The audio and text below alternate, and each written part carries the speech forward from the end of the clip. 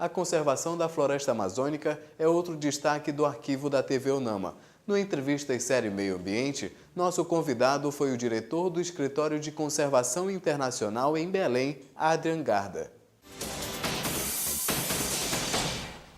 O que é a Conservação Internacional do Brasil? Então, a Conservação Internacional é uma organização não governamental que tem em torno de 45 pessoas atuando no Brasil. A gente trabalha dentro de um programa marinho, a gente trabalha no Cerrado Pantanal, na Mata Atlântica e na região amazônica. Então, é uma ONG que tem mais ou menos 45 pessoas que atua com uma grande rede de parcerias na região em prol do meio ambiente e do desenvolvimento sustentável. E o trabalho da Conservação Internacional na região amazônica?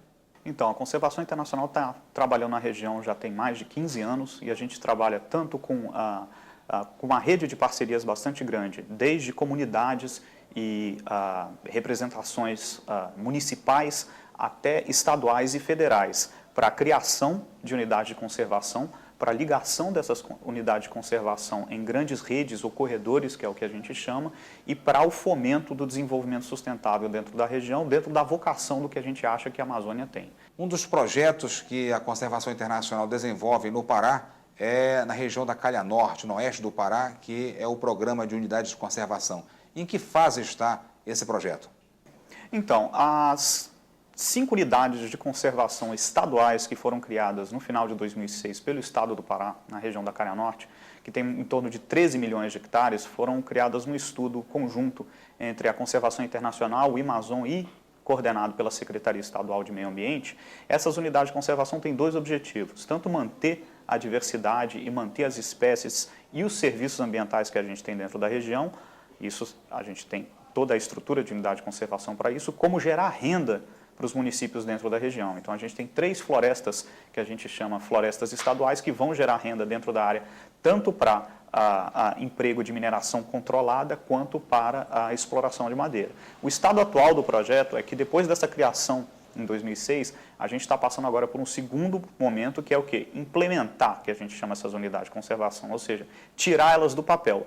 Então, ajudar a elas a funcionar, porque, em geral, no Brasil, muitas vezes você tem a criação dessas unidades e elas ficam por isso mesmo. Então, você tem que criar todos os estudos para gerar um plano de funcionamento dessas unidades. E é nesse passo que a gente está agora, desenvolvendo a grande maioria desses estudos. No momento, fazendo inventários biológicos dentro da região e inventários socioeconômicos, ainda em parceria Secretaria do Meio Ambiente, IMAZON, Conservação Internacional e agora também com o Museu Guild e a GTZ.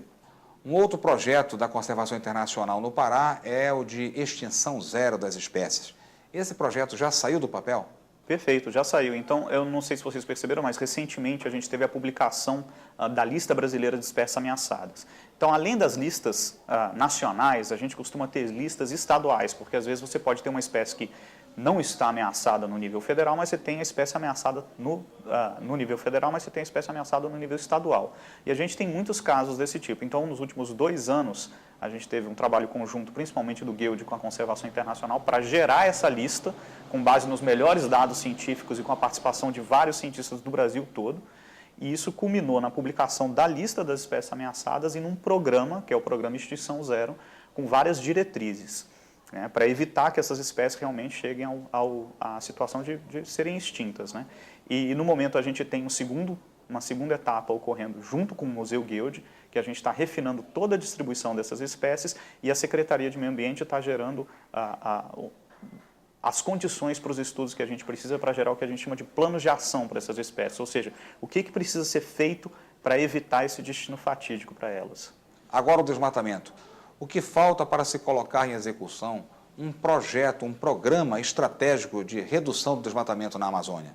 Eu acho que a gente está no melhor momento para isso. A gente tem uma condição mundial de entendimento que o desmatamento causa problemas para o clima geral. A gente tem a consonância entre o setor produtivo, o setor estadual, o setor federal, as ONGs e as instituições de pesquisa de que é preciso controlar o desmatamento e fazer ele da maneira mais racional. O que a gente precisa é estabelecer um plano conjunto, e a maioria das ideias a gente já concorda, então isso é fato e é fácil de fazer, um plano conjunto com metas específicas. Então o que a gente precisa fazer é resistir ou controlar a vontade de não estabelecer metas, ou seja, quanto que a gente vai reduzir nos próximos 7 anos para chegar a um desmatamento zero e utilizar as terras degradadas para aumentar a renda e melhorar a condição de vida dos estados na Amazônia. Se a gente chega a esse consenso e estabelece um plano conjunto que envolva tanto o Ministério do Meio Ambiente, quanto o Ministério da Agricultura, quanto as secretarias de meio ambiente estaduais e os municípios.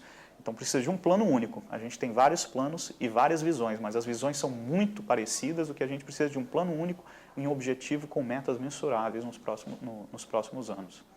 E como combater o desmatamento e construir uma nova economia para a qual a região tem a vocação, trazendo emprego e renda para as pessoas pobres? É parte do processo para conter o desmatamento. Porque se você for ver, a maioria das regiões onde o desmatamento já passou, se você chega na região do Salgado Paraense, se você chega na região do sul do Pará, você não tem uma melhoria de vida, de qualidade de vida. Muito pelo contrário, você tem um aumento repentino da qualidade de vida pela exploração intensiva da madeira e pela entrada do gado, e depois que essa frente de colonização passa, você tem uma redução drástica dos níveis de renda. Então, o que você precisa nessas regiões que já foram desmatadas, gerar uma economia que seja compatível com a vocação local, que seja uma economia florestal, que leve reflorestamento, que leve garantia da manutenção do meio ambiente dentro da região, e isso sim gere recursos suficientes para manter esses ambientes. A seguir, o Você na TV conversa com a antiga estagiária da TV UNAMA, Caroline Nogueira, apresentadora da Band News São Paulo. Eu sou Maria Clara de Souza, sou Fábio Silva Lima, sou Orlando Barreto Pereira, sou Ana Nascimento, eu sou José Antônio Costa, sou Maria de Jesus do Firmamento, eu sou Tiago, eu sou Gilvana, eu sou Lourenço, sou da família Brasil e tenho orgulho de ser brasileiro.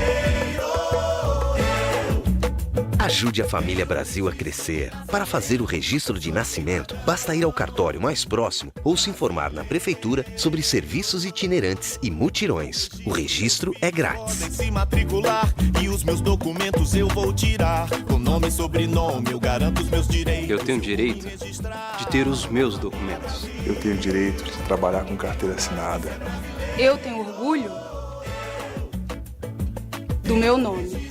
Com o registro de nascimento, é possível tirar RG, CPF e carteira de trabalho. Venha, o registro de nascimento é um direito que dá direitos.